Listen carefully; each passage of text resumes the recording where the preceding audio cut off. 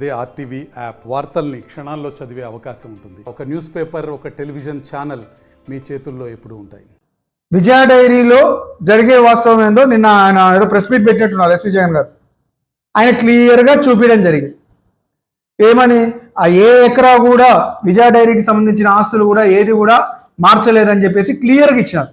అంటే మీ అబద్ధాలకు ఒక హద్దు కూడా ఉండదు. వెంటనే 35 ఎకరాలు మారిపోయింది. ఎస్వి జగన్ వాళ్ళ ఫ్యామిలీ కుటుంబ సభ్యుల పేరు మీద మార్చేసినారు. కనీసం 10 నిజాలు ఎక్కడైనా ఇప్పుడు చంద్రబాబు నాయుడు కూడా నాకు తెలుసు, అందుకేనేమో వీళ్ళు పోయి ఏదో ఇస్తున్నారు. ప్రతిసారి 10 అబద్ధాలు చెప్పి ఒక నిజం చెప్తే ఎవరు నమ్ముతారు మిమ్మల్ని? నోటికి వచ్చినవన్నీ అబద్ధాలు చెప్తే, ఇలాంటి అబద్ధాలు వేస్తే ఎవరు నమ్మరు. అందుకే ఆయన ఆఖరికి రైతుల నష్టాలు కూడా నమ్మలేని పరిస్థితికి వచ్చినాడా ఏమైనా కొంపతీసి నాకు డౌట్. ముందు అబద్ధాలు తగ్గించుకుంటే, ఇప్పుడు మారిపోయినాయి, అవి మారిపోయినాయి, విజయ డైరీ కొల్లగొట్టేసినారు, 10,000 కోట్లు పోయింది, ఇవన్నీ అబద్ధాలు మానుకుంటే ఏదైనా నమ్ముతారు నాయకులు, లేకపోతే ఎవరు నమ్మరు. కూటమి ప్రభుత్వం అధికారంలోకి వచ్చినాక రైతుల పరిస్థితి చాలా దారుణంగా తయారైంది. ఈరోజు పంటలకి మద్దతు ధర ఇవ్వడంలో పూర్తిగా ఈ ప్రభుత్వం ఫెయిల్ అయింది. ఈరోజు ముఖ్యంగా చూస్తుంటే అరటి రైతుల పరిస్థితి ఎంత దారుణంగా ఉందంటే, కిలో లాస్ట్కి వచ్చేటప్పటికి రూపాయికి అమ్ముకునే పరిస్థితి. ఈరోజు కొంతమంది రైతులు, ఇప్పుడు మా చాగలమర్రి మండలం, మన ఆర్లగడ్డలోనే దాదాపు చాగలమర్రి మండలంలో, రుద్రవరం మండలంలో, అదేవిధంగా 2 మండలాల్లో దాదాపు 500 ఎకరాల పైన అరటి సాగు చేస్తున్నారు. ఈరోజు రైతుల పరిస్థితి ఎంత దారుణంగా ఉందంటే, మొత్తము పంటని తొక్కిచ్చే పరిస్థితి.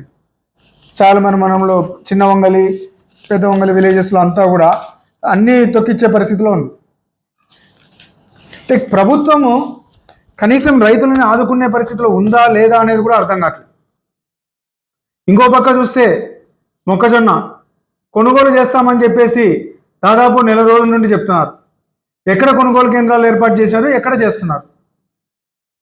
దాదాపు మొక్కజొన్న పంట బయటికి వచ్చి నెల రోజులు కావస్తుంది.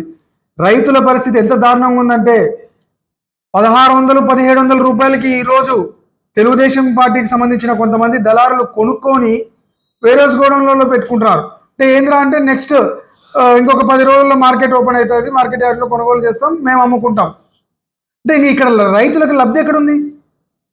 1700-1800కి రైతులు అమ్ముకోవాలి, మళ్ళీ 2200, 2300 మీరు మద్దతు ధర ఇచ్చినప్పుడు మీ అధికార కూటమి నాయకులు, దళారులు వాళ్ళు అమ్ముకోవాలనా?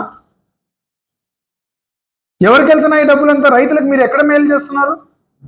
కనీసం దాదాపు నెల రోజుల నుండి వర్షాలు కురచడము, అధిక వర్షాలు, తుఫాన్ల వల్ల కనీసం ఇంత నష్టపోయారనేది కూడా ఇంతవరకు ఒక అంచనా వేయలేకపోయారు. ఇంకా రైతుల్ని మీరు ఎక్కడ ఆదుకుంటారు? ఒక ఇన్పుట్ సబ్సిడీ లేదు, ఏది లేదు. ఇంతవరకు మద్దతు ధరకి కొనుగోలు చేసే పరిస్థితి లేదు. ఇంకో పక్క చూస్తే ఈరోజు ఆల్రెడీ ఇప్పుడు పంట వేయడానికి రెడీ అవుతున్నారు రైతులు. ఒక పంట అయిపోయి ఇంకో పంటకు రెడీ అవుతున్నారు. రైతులకి యూరియా కష్టాలు. ఈరోజు యూరియా ఎంత దారుణంగా ఉంది పరిస్థితి, స్కేర్సిటీ. చంద్రబాబు నాయుడు గారు చూస్తే ఒక పక్క యూరియా లేదంటే యూరియానే వాడద్దనే పరిస్థితికి వస్తున్నారు. అంతేగాని రైతులకి యూరియా అందుబాటులో తీసుకురావాలనే పరిస్థితి లేదు. ప్రతి ఒక్కటి రైతులని చిన్న చూపు చూసే పరిస్థితి ఈ ప్రభుత్వంలో. మరోపక్క ఈడ ఆర్లగడ్డలో జరుగుతున్నాయితే అసలు దిక్కే లేదు. మన ఎమ్మెల్యే గారు చూస్తే ఎప్పుడు చూసినా చంద్రబాబు నాయుడు దగ్గరికి వెళ్తున్నారు, ఏం చెప్తున్నారో అర్థం కావట్లేదు. ఆయన వినపడుతుందా, లేకపోతే చెవులో శంఖం ఊదినట్టు ఈమెయితే నేను పోయినప్పుడంతా రైతుల కష్టాలని చెప్తుంది. కనీసం ఆయన రైతుల కష్టాల గురించి ఎందుకు పట్టించుకోవట్లేదు? నువ్వు చెప్పేది ఆయన నమ్మట్లేదా, లేకపోతే ఆయనకి వినపడట్లేదా? రైతుల గోడ వినపడట్లేదా? ఇప్పుడు 4 సార్లు ఎమ్మెల్యే పోయి కలిసి వచ్చారు. ఏం సాధించినారు? కనీసం మొక్కజొన్న కేంద్రాలు పెట్టలేదు, కొనుగోలు కేంద్రాలు ఏమీ చేయలేదు. ఇంకా నువ్వు ఎందుకమ్మా యూరియా లేదని చెప్పి మొత్తుకుంటుంటే, ఒక పక్క దొన్నిపాడు మండలంలో అటుపక్క అంతా యూరియా లోడ్లు మీరు ఎత్తేస్తున్నారు.